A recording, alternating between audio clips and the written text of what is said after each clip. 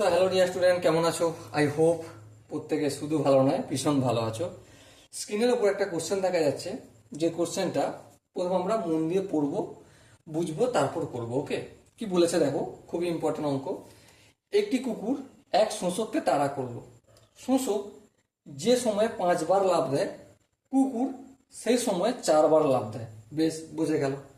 শোষক 4 বার লাফে যে দূরত্বে যায়, কুকুর সেই দূরত্ব 3 বার লাফে যায়। আচ্ছা বেশ, কুকুর ও শোষকের গতিবেগের অনুপাত কত? চলো দেখো, প্রথমে একটা কাজ করি, যে শোষকটা যখন, এই আমাদের শোষক আর এই আমাদের কুকুর, শোষকটা যদি টি টাইমে কতবার লাফ দেয়? 5 বার লাফ দেয়। এই একই টি টাইমে 4 বার লাফ দেবে কে? কুকুরটা। হ্যাঁ, এটা কোশ্চেনে বলা রয়েছে। ঠিক আছে, কোনো অসুবিধা নেই। এবার দেখো, শোষকের শোষকের 4 বার লাফের দূরত্ব, 4 বার লাফের দূরত্ব ইকুয়াল টু কুকুরের কতবার লাফের দূরত্বের সমান? দেখো বইতে বলে দিয়েছে কোশ্চেনে, 3 বার লাফের দূরত্ব সমান। কুকুরের 3 বার লাফের দূরত্বের সমান। ব্যাস, লিখে দিলাম। ওকে, এবার দেখো, শোষকের 1 বার লাফের দূরত্বের সমান কুকুরের কতবার লাফের দূরত্বের সমান? অবভিয়াসলি 3/4 বার লাফের দূরত্বের সমান। বুঝে গেল? হ্যাঁ।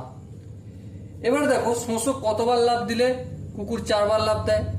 শোষক 5 বার লাফ দিলে কুকুর কতটা যায়? শোষক যখন 5 বার লাফ দেয়, কুকুর তখন অতিক্রান্ত দূরত্ব কতটা? 5 × 3/4 বার লাফের অতিক্রান্ত দূরত্বের সঙ্গে সমান। আশা করি এখানটা প্রত্যেকে বোঝা গেছে। এবারে দেখো, এবারে কি? এবারে হচ্ছে কুকুর আর শোষকের গতির অনুপাত। কুকুর ও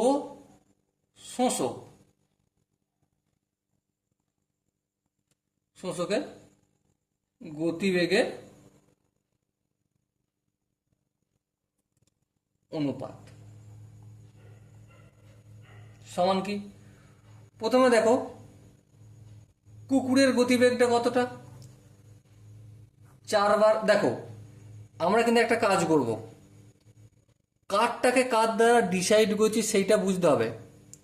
আমরা শোষকের গতিবেগটাকে, শোষকের ডিস্টেন্সটাকে কুকুরের গতি মানে ডিস্টেন্সের সঙ্গে তুলনা করছি। হ্যাঁ, ঠিক। তাহলে কুকুর শোষক যেই সময় 5 বার লাফ দিচ্ছে, সেই সময় কুকুর কতবার লাফ দিচ্ছে? 4 বার।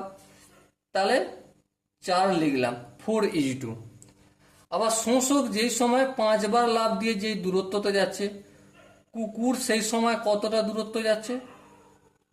3×5 15/4, এতটা দূরত্ব যাচ্ছে।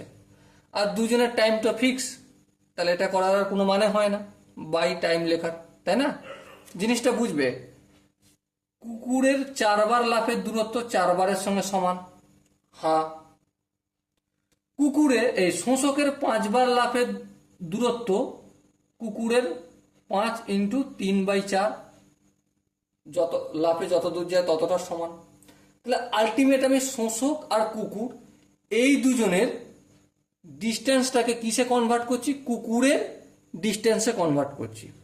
শোষকের 5 বার লাফ সমান এইটা কুকুরের, আর কুকুরের 4 বার লাফ সমান তো কুকুরের 4 বার লাফই হবে, তাই না? 4 বার লাফে যত দূরত্ব যায় ততটাই যাবে। ঠিক? হ্যাঁ, ঠিক। এবার দেখো, 4 × 4 করবো, এদিকটা গুণ করছি 4, এদিকটাও আমি 4 গুণ করবো, এই 4 গুণ করে দিলাম, কেটে গেল। তাহলে আলটিমেট 16:15। ওকে, বলো তাহলে কুকুর আর শোষকের গতিবেগের অনুপাত 16:15। কোনো জায়গা কি বুঝতে অসুবিধা রয়েছে? আশা করি বুঝতে অসুবিধা নেই।